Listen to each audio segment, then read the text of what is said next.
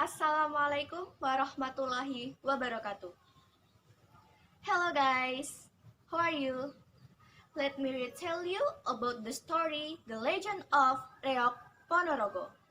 Before I retell you this story, let me introduce myself. I'm Delia Echa Fitria from Senior High School 1 Balong Ponorogo. Once upon a time, there was a beautiful princess named Dewi Sanggalangit. She was the daughter of a famous king in Kediri. Because of her beauty and attitude, many princes and kings wanted to propose her to be a wife.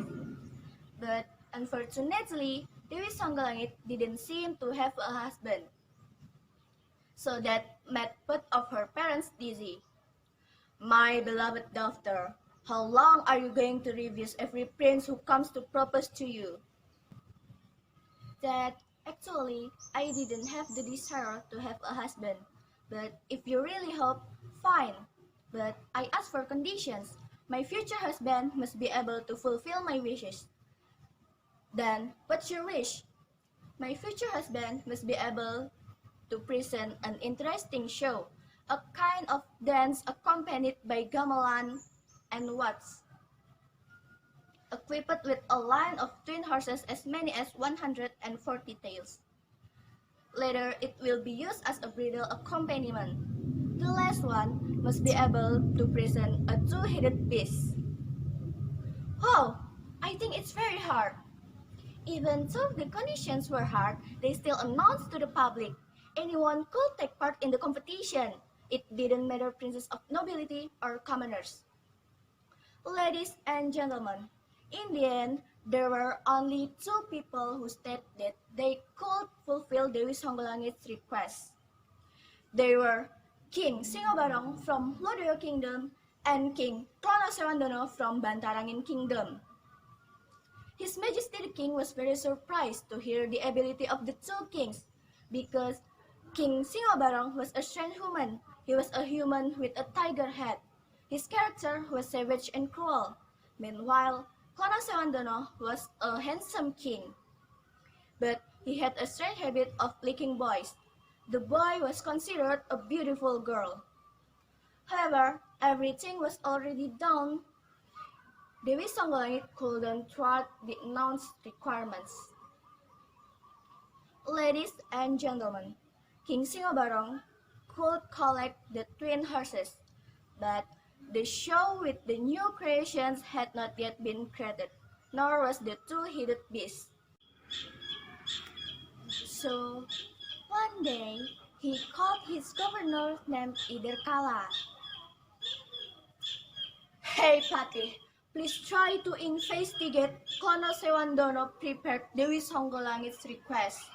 We don't want to lose quickly by Klana Sewandana. Patih Iderkala, with several selected soldiers, immediately departed for the Bantarangin Kingdom to investigate the various efforts of Klana Sewandana. After a thorough investigation for 5 days, they returned to Lodaya. I'm sorry, sir.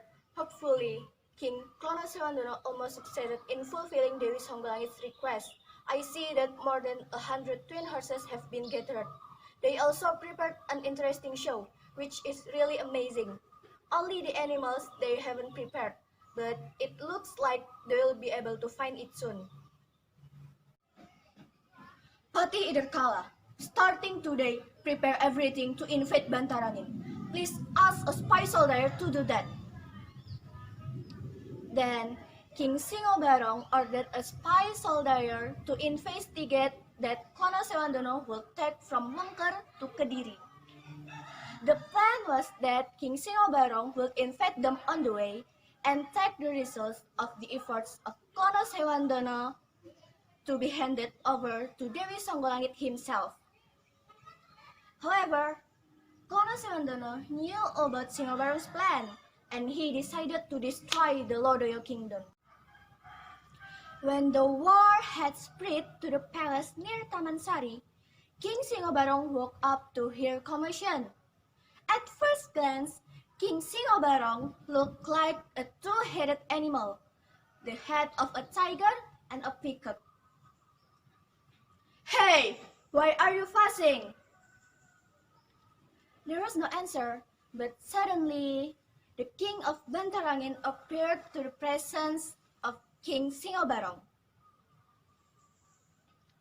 Hey, King Klana Sewandana, what do you come here for? Don't play dumb. Aren't you going to take my efforts to fulfill Dewi Sanggalangit's request? So you already know?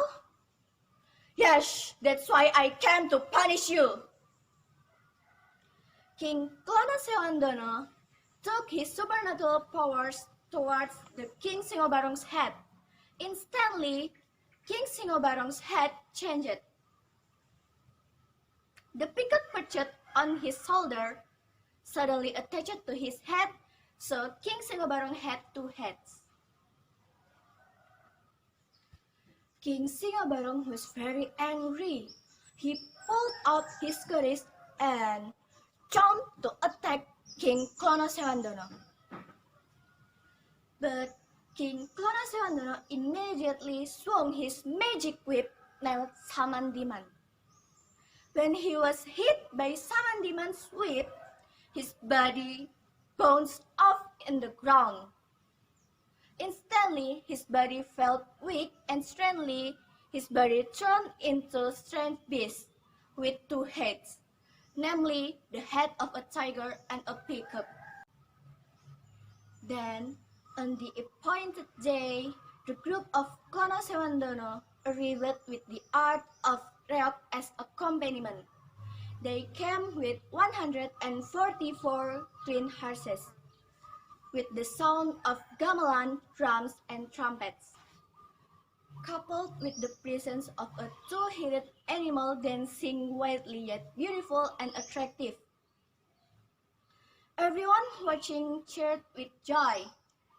Without feeling, they joined in dancing and accompanied with the sound of music.